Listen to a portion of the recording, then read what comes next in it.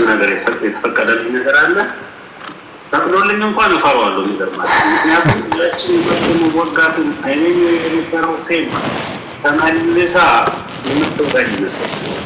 ስለዚህ ሁለተኛ ወደዛ በቃ የተከለከለ ነገር አለ አይደል? የተገደበ ነገር ወደዛ ዓለም ይገጥ በእጃችን አፋችን ውስጥ መርዝ ከተን ሰውነታችንን ከምናበላሸው ብንተወውስ።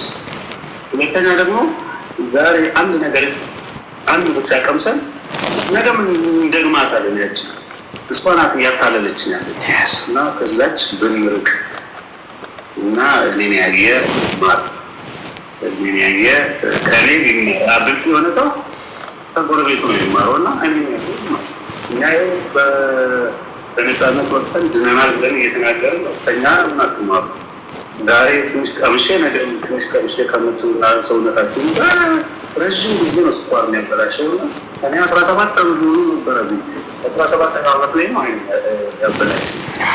የዛ ሁሉ ርዝመት እንትን እኔን ምንም አይመስለኝም ነበረ። ስለዚህ ይህችን ነገር ማለት ራሳቸውን የምትገዙበት ራስን መግዛት ማለት ነው። ሌላ ነገር የለውም። ራስን ገዝቶ ለራሱና መጀመሪያ ለራሱ ነው ማንም የሚኖረው። ከዛ ነው ለቤተሰቡና ለልጆቹ ይችላል። ራሱን ንጹህ አይደል? ደስታው ደስታ አይደለም፣ ጤናው ጤና አይደለም።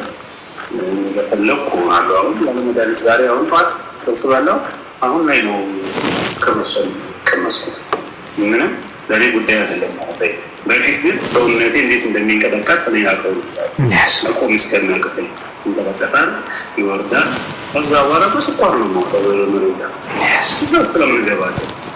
ዛሬ እንደዚህ በነፃነት ሊኖር እየቻለ እንደ ዶክተር ማማር እያለ ደስ ብሎት እየሳቀ ነው አለ። ረዥም ጊዜ ረዥም ሰዓቱ ለእኛ ሰውቶ እያስተማረ የማይደግመው አይመስለን፣ ግን የሚጠቀማቸው ምግቦች ነው ጉልበት ሰጥቶት ከዛ ደግሞ ተጨምሮ ደስ ብሎት የሚያስተናግደን እንጂ ከሰው ጋር እንደው ከብት ማገድ ይቻላል። እኔ ስለሆነ የምናገረው ከብት ማገድ ይቻላል። ከብትን ተመለስ ብለው ይመለሳል።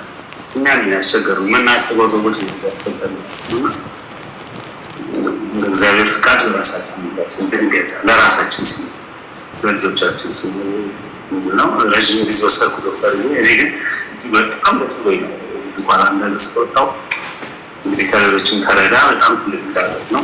ያለማቋረጥ ዳገት የምትወጣበት ነው። ምን ልበልህ እንግዲህ ደስ ብሎኛል በጣም